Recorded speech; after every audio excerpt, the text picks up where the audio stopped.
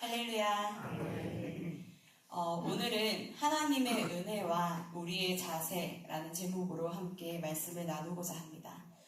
룻의 이야기는 여러분들 많이들 알고 계실 텐데요. 일단 룻기 1장으로 보시면 이제 나오미가 먹을 것이 없어 베들레헴을 떠나 이방 땅인 모압으로 떠나게 됩니다. 그리고 거기에서 두 며느리를 맞이하게 되는데요. 결국은 남편이 죽고 두 아들도 죽고 두 며느리만 남은 채 이를 어찌하나 낙심하다가 여호와께서 다시 자신의 백성들을 돌보셔서 베들레헴의 흉년이 끝나고 이제 열매들이 맺히게 되었다는 소식을 듣고 다시 고향으로 돌아가게 됩니다.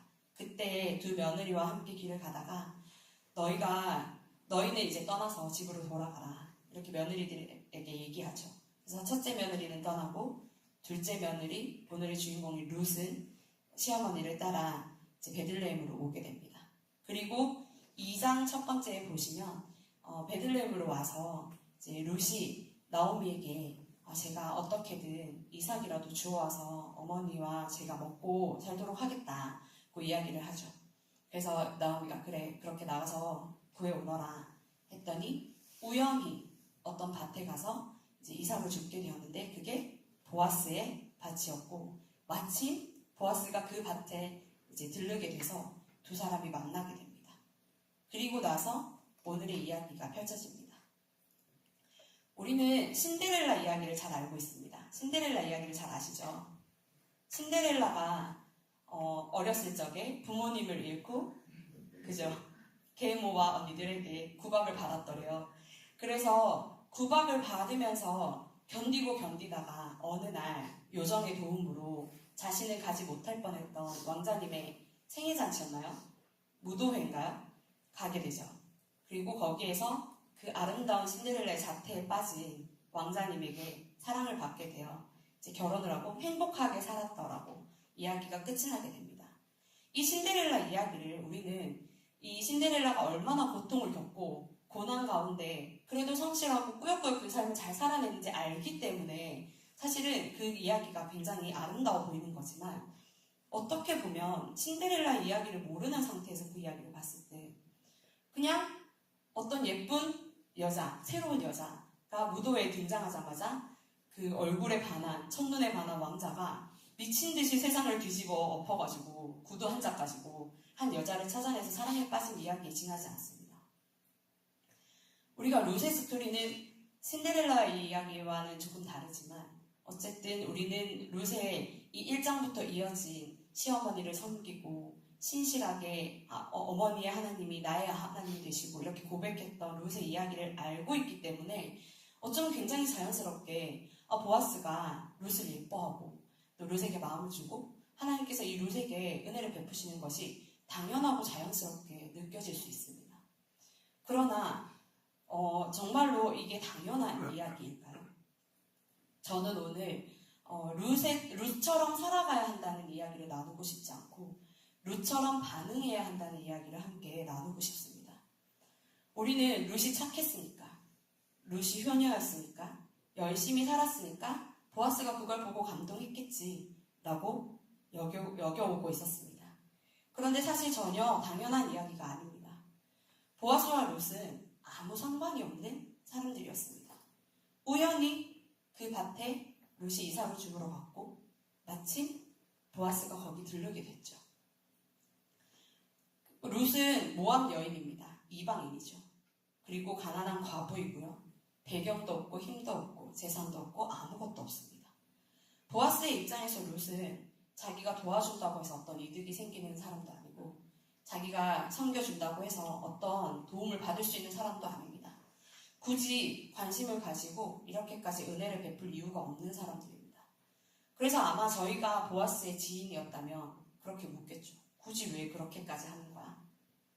왜? 젊고 예뻐서라고 물어볼 수도 있겠죠. 그러나 그렇게 하기에도 조건이 너무나 열악하고 별로입니다. 근데 11절에서 12절을 보시면 보아스가 룻의 삶을 알고 있습니다.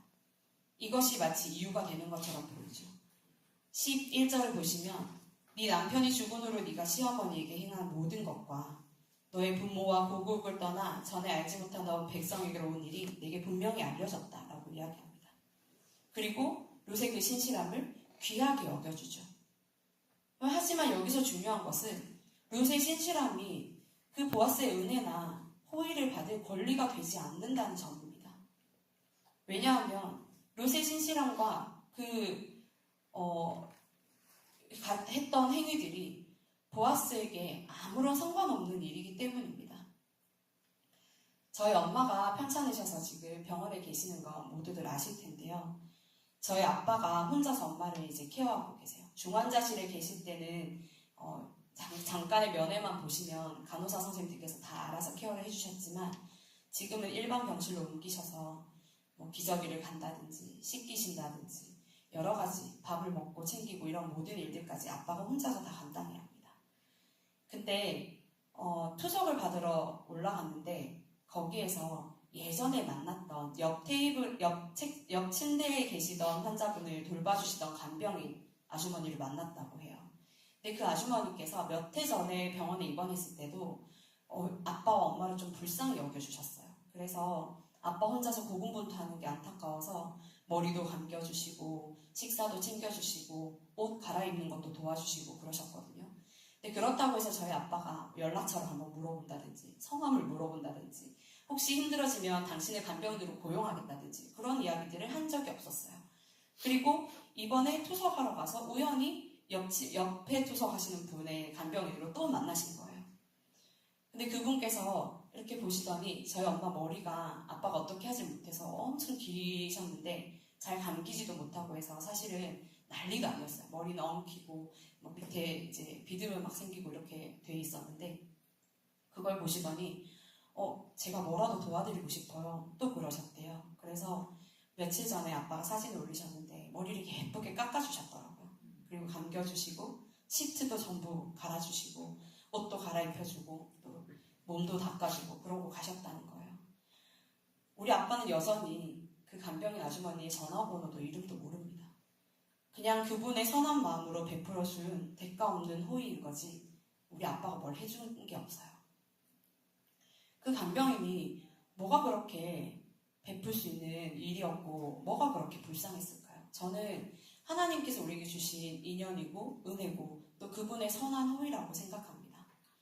혹은 우리가 아이를 키울 때 걸음마를 걷는 게 자신의 삶을 열심히 살아내는 게 우리 자식이 자신의 인생을 그렇게 열심히 살아내는 게 사실은 우리에게 어떤 유익이 된다고 우리는 그렇게 환호하고 기뻐하고 또 온 힘과 마음을 다해서 그 인생을 돕고자 하고 또 필요를 채워주고 그렇게 할까요?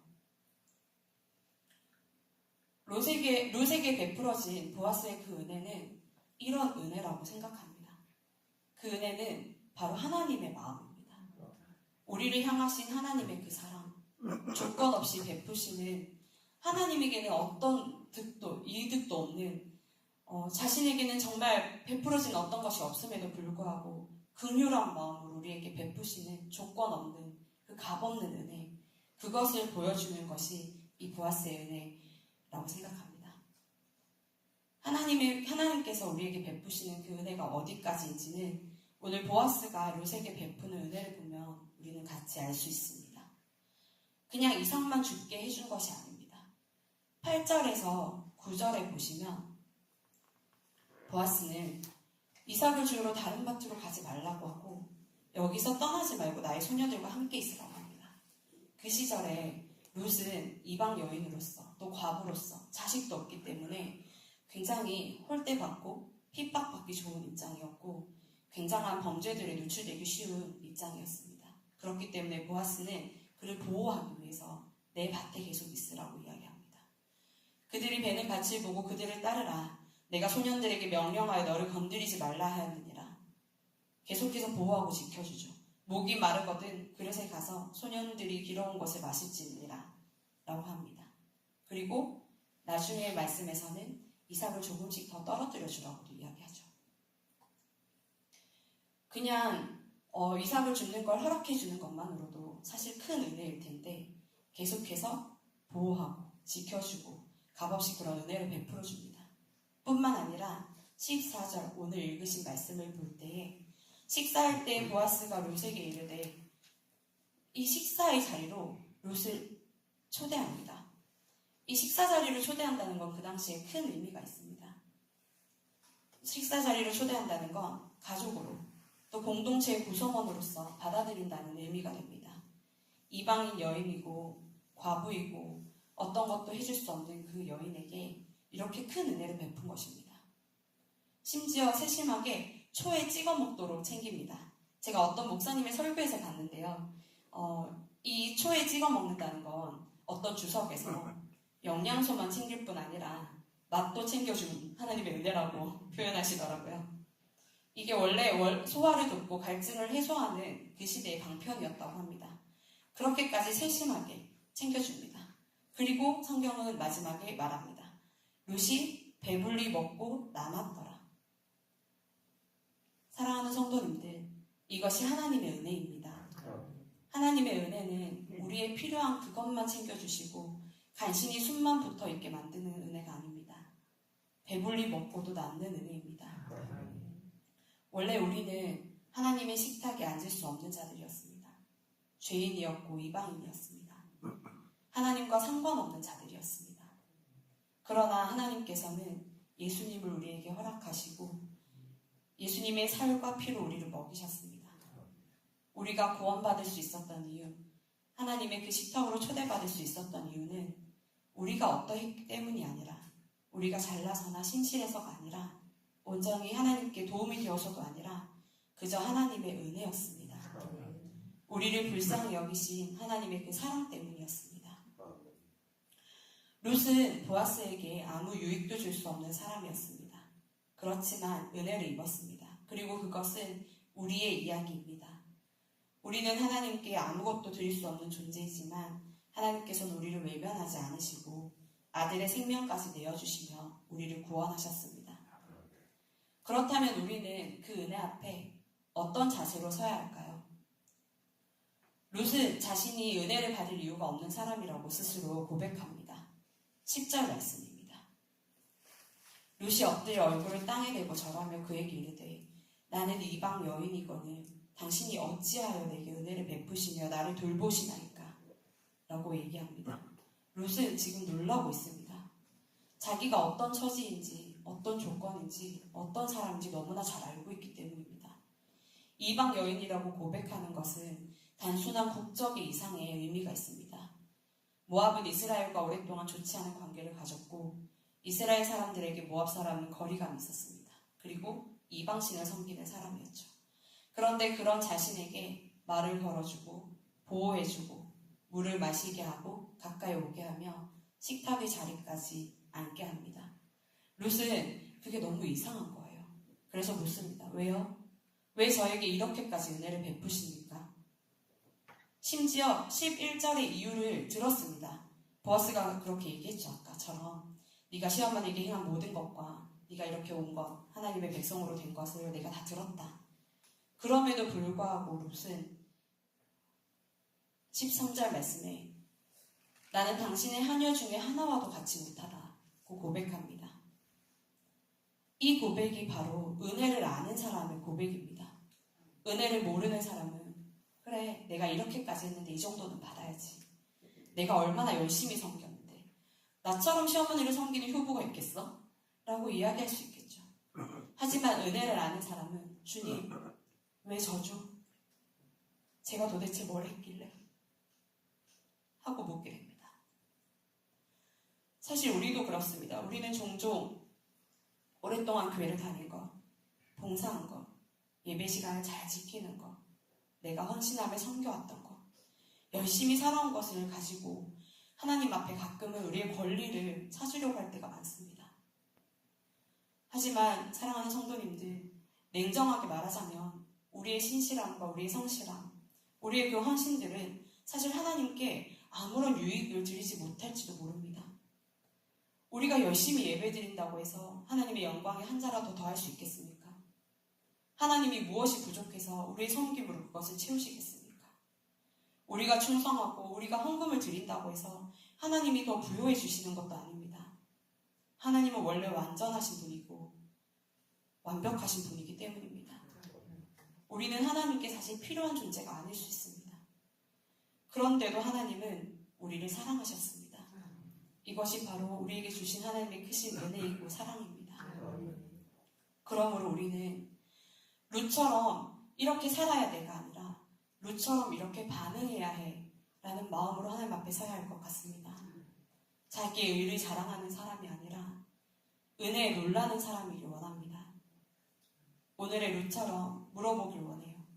주님, 왜 저예요? 왜 저 같은 사람에게 이런 은혜를 베푸시는 거예요? 그리고 그 질문 끝에서 우리는 깨닫게 됩니다. 구원은 인간의 공로가 아니고 우리에게 어떤 자격도 없음을 하나님의 온전한 은혜이며 배불리 먹고도 남도록 베풀어 주시는 하나님의 크신 은혜임을 말입니다. 말씀을 마무리하고자 합니다.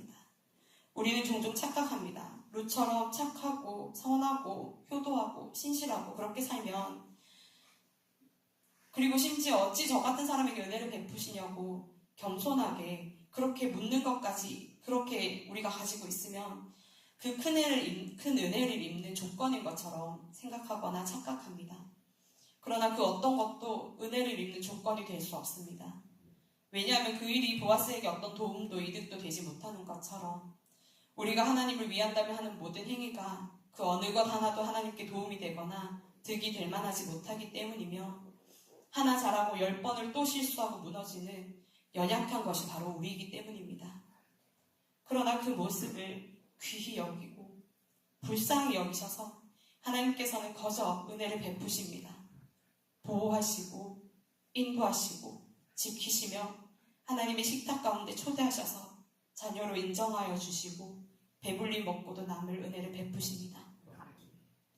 오늘도 하나님의 그 은혜 앞에 진정으로 감격하고 겸손히 엎드려 감사하며 나아가는 저와 여러분 되시길 바라고, 또한 보아스처럼 우리도 하나님께서 베푸신 이 값없는 은혜를 받은 자들로서 우리 이웃들에게, 또 사랑하는 주변의 성도들에게 그 은혜를 베풀고 사랑을 나눌 수 있는, 은혜를 흘려보낼 수 있는 저와 여러분 되시길 소원합니다. 기도하겠습니다.